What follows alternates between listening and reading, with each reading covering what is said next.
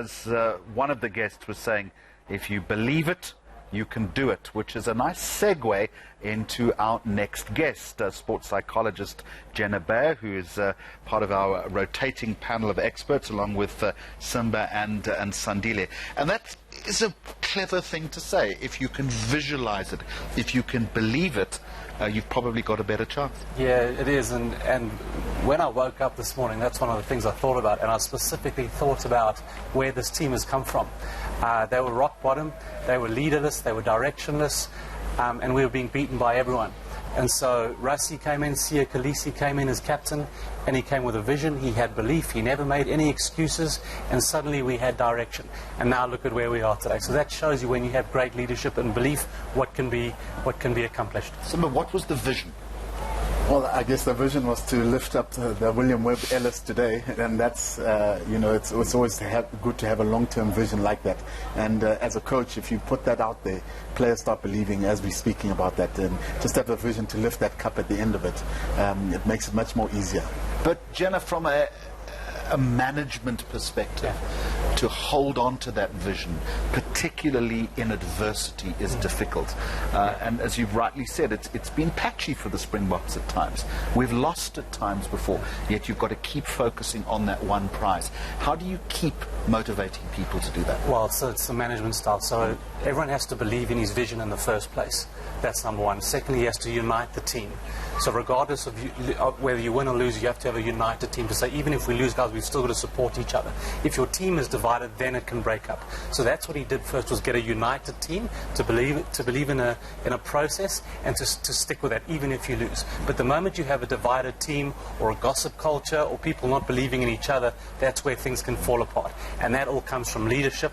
And also what I noticed with Siya Kolisi is, whenever he went into the press, it was all positive language. He wasn't making excuses before a game, like, well, we're in transition. He never said anything like that. So the language he was using was feeding off onto the team, and it built from there. So it was positive language from him, a united team, and even if they lost, they stayed together, united, and that is what I thought was crucial. And that, Sandile, was difficult at times for them to stay united, particularly as both our other guests have mentioned, against this adversity that they have faced. All you need to do is just take it back 18 months to before Rassie's time. Now, the Springboks are probably ranked number 7 in the world. So for Rassie to come in and do that ambulance job in the same way that Kish Christie did just before the 1995 World Cup was something to see. And basically what he's done, he's given them a blueprint, saying, let's just go back to our strengths. What do we do well? We go with our pack of forwards. We dominate up front. We bully people. And the players bought into that. They brought in elements behind that in terms of their backline play, bringing in a couple of tries here and there, and there's been buy-in from the players, most importantly. So just in terms of the process, I think it's been more about a process than actually the results. Let's stick to the process rather, and the results will come off the back of that. So Simba, do what you do best, okay, but you've also surely got to have a degree of flexibility. And this is my understanding of this is, they're going to, England's going to come at it from a completely different perspective.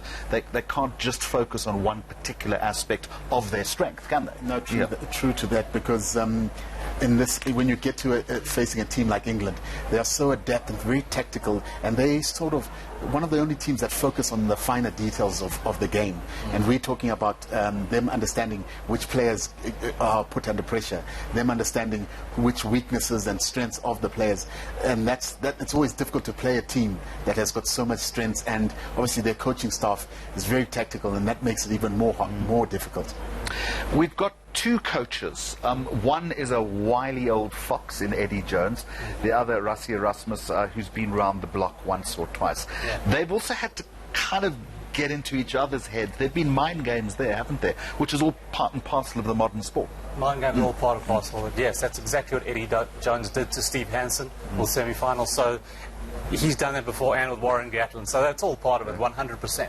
The question is, if Rassie Erasmus, how he reacts to it, and that he takes it. You notice he hasn't let anyone else in the press conference. So he's taking all of it, and he's leaving his team aside. So he's taking it, I'm going to deal with this, and he's not letting his guard down. So he's done it absolutely perfectly.